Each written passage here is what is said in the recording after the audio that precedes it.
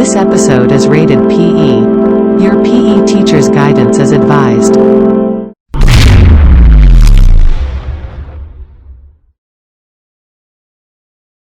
Hi, you're watching Physiology. In the previous episode, I talked about fitness assessment from fitness testing to evaluation and exercise prescription. I also presented the purpose why we need to conduct fitness assessment as part of physical education. Fitness tests should be applicable, valid, and reliable. Teachers, check the applicability of the fitness test to the situation of your learners. If most of them are beginners, do not give them a test for Olympic athletes. Select the fitness test wisely. See to it that the fitness test has high validity, that the test is really measuring the component that it is supposed to measure. Lastly, the test should be reliable. This means that you get a consistent or almost consistent measure every time you conduct the test on someone. That's why it is very important to pay attention to the details of the fitness test so that we are following the same thing, the same preparation, protocol, rules, and procedures.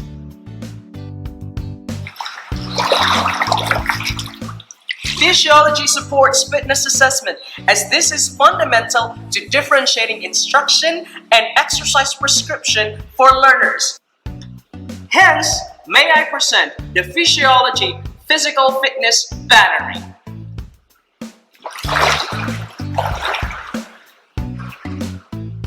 Today, we will demonstrate this fitness test for you. Please learn them and stick to the protocol of conducting the fitness test to get a valid and reliable result. Let's begin!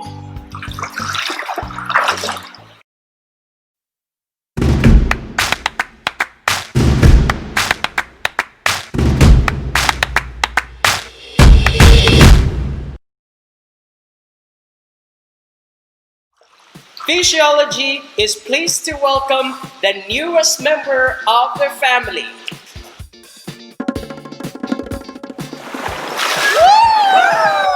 Hello everyone!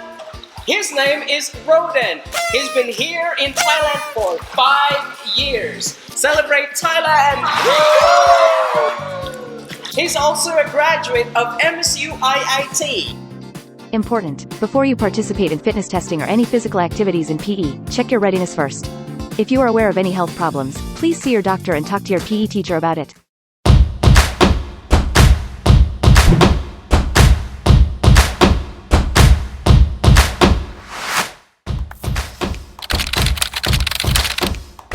Waist-to-height ratio is a simple instrument used to measure body composition on cardiometabolic risks.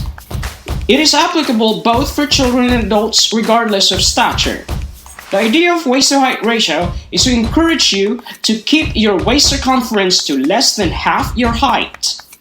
You will need a tape measure or any valid instrument that can measure your waist circumference, and a stadiometer or any valid instrument that can measure your height or stature. Use the formula weight divided by height to determine the waist-to-height ratio. Evaluate your score using these reference normative values. With the current classification of your waist-to-height ratio, what is your goal for your body composition? What things do you have in mind to reach your goal? And how would you know if you have successfully achieved your goal? The Oli G step test for cardiorespiratory endurance starts in 5 seconds. Get ready.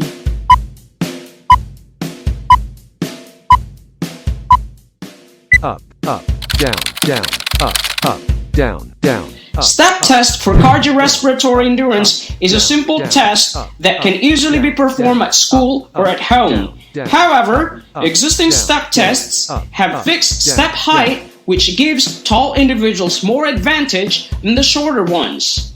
The Physiology step test adopts the same protocol as the Queen's College step test, except the height of the step is strongly recommended to be adjusted to 75% of the height of the performer's knee. You will need a tape measure, stackable puzzle mats, a step that matches 75% of the height from the floor to the performer's midsection of the patella, a stopwatch, a metronome or a metronome mobile app to keep the pace of the test to 120 beats per minute. Or you can use the Physiology step test audio to replace the stopwatch and metronome and to keep the pace of the steps consistent throughout the test. Use the tape measure to determine the height of the step suitable for you using the suggested measure, that is, 75% of the height from the floor to the midsection of your patella. Also, practice counting your pulse rate. Place your right index and middle fingers on your left radial artery. Start counting from 0 when you hear the signal start. Count your pulse within 15 seconds. Stop counting when you hear stop. Multiply the pulse count by 4 to get the 60-second pulse rate. Or you can use a heart rate monitor using your mobile phone. Practice how to properly step up and down the step. Place your feet completely on the step for safety reasons. The rhythm of the steps is up, up, down, down, or 1, 2, 3, 4. Control the swinging of your arms for balance. When you're ready, perform the actual step test. Performers step up and down within 3 minutes at a constant pace of 120 beats per minute. This version of step test will measure the VO2 max, or the maximal oxygen consumption, which is the maximum amount of oxygen that you can utilize during intense or maximal exercise.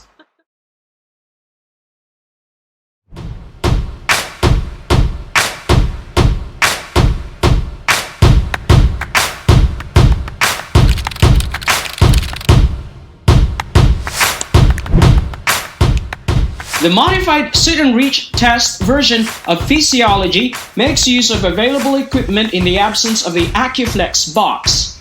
Instead of the standard modified sit and reach box, you can use a box and a meter stick.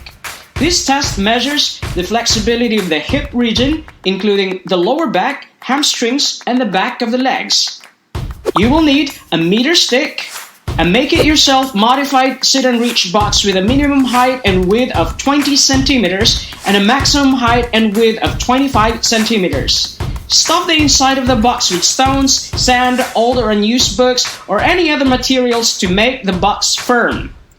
You can also use whiteboard markers for marking. Sit with your back completely flat against the wall and legs are straight throughout the test.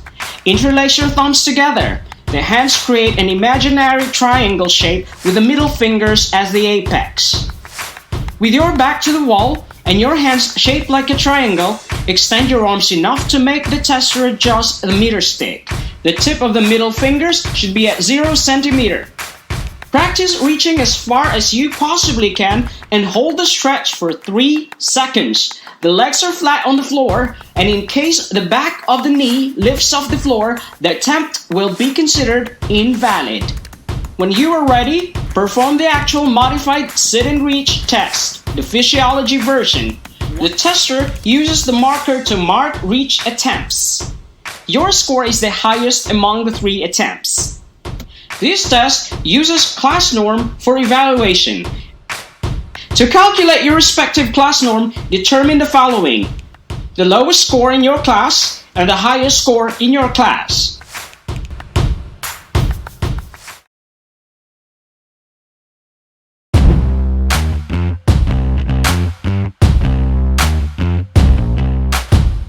The number of repetitions alone should not be the measure of upper body strength in push-up test. It should also take into consideration the relative load that performers carry while doing the push-up.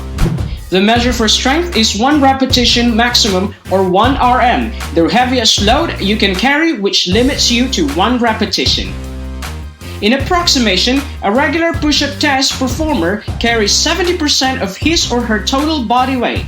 For modified push-up test performers, they carry approximately 55% of their total body weight. For this test, you will need a digital body weighing scale to measure the load that you will carry in the push-up performance. Also, an optional exercise mat for hand and knee comfort. You can also use the Physiology push-up test audio to have a consistent rhythm for all test performers. For the regular push-up position, regardless of gender, lie on your belly, slightly raise your head upward, curl your toes under, and position your hands under your deltoid muscles. Elbows are clipped close to the waist. Push your body upward as you extend your elbows, completely supporting your upper body weight. The head, neck, spine, and legs are aligned all the way down to the feet. Bend your elbows down while maintaining control over your upper body weight. Do not let your chest, belly, or thighs touch the floor. For the modified push-up position, regardless of gender, lie on your belly. Slightly raise your head upward. Position your hands at the midsection of your trunk. Bring your feet above the knee. Push your body upward as you extend your elbows, completely supporting your upper body weight. The head, neck, spine, and hips are aligned all the way down to the knee.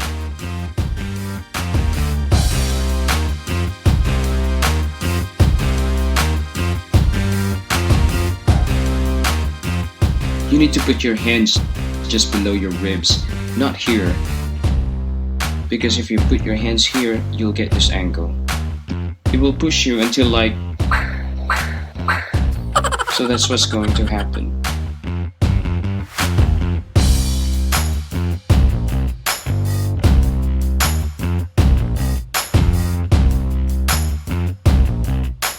To avoid that, put your hands here, okay?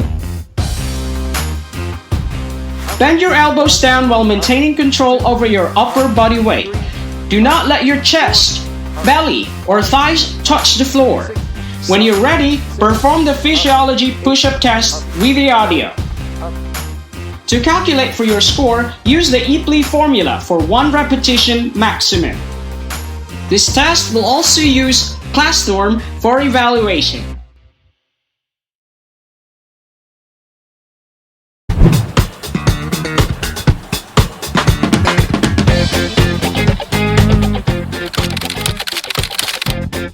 Two hours later. Muscular endurance is the ability of an individual to exert muscular force repetitively or isometrically for a long period. The Physiology curl-up test measures the core endurance by considering the performer's upper body mass and the number of curl-up repetitions made. You will need a weighing scale to measure the load that you will carry in this test. An optional exercise mat for head and back comfort, and the Physiology curl-up test audio. If you are the test performer, lie in supine position, that means on your back. Drag your feet close to your buttocks so that your knees are angled. Cross your arms on your chest. If you are the partner, use your knees to sandwich your partner's feet with your knees so that his or her feet are fixed throughout the test. Do not kneel on your partner's feet.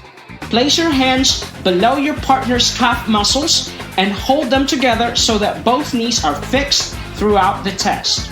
For the test performer, lift your elbows upward as you come up so that they go past over your knees. As you go down, bring your elbows to rest cross on your chest. Be careful with your head though when you go down. When you're ready, perform the Physiology curl-up test for core endurance. Start. Up. 1. Up. 2. Up. 3. Up.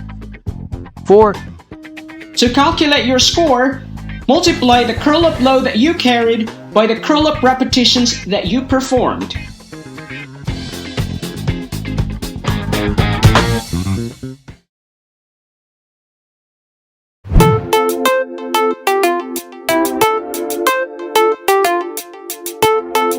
The rate of force development is your muscle's ability to develop explosive force in a short period. The output of explosive strength that you can observe is called the muscular power.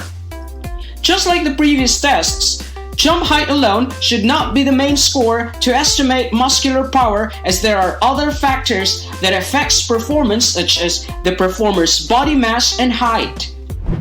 For this test, you will need a meter stick, a weighing scale, a stadiometer, and pieces of chalk for marking. Take a piece of chalk and hold it with your thumb, index, and middle fingers. Stand on the side close to the wall. The hand holding the chalk is next to the wall. Keep your feet flat on the floor and reach up as high as you can.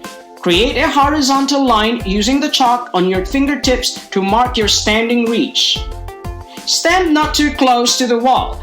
You can use your arms and legs to jump explosively and mark the highest point that you can possibly reach. This is your vertical jump reach mark. The tester will measure and record 3 successful attempts.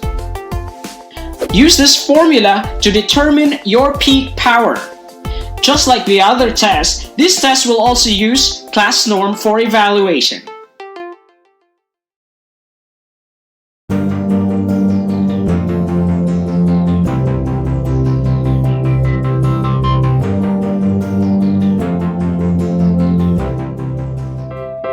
Thank you so much for watching. And for giving a ginormous thumbs up to this video. And please don't forget to subscribe to Physiology, your physical education resource on YouTube.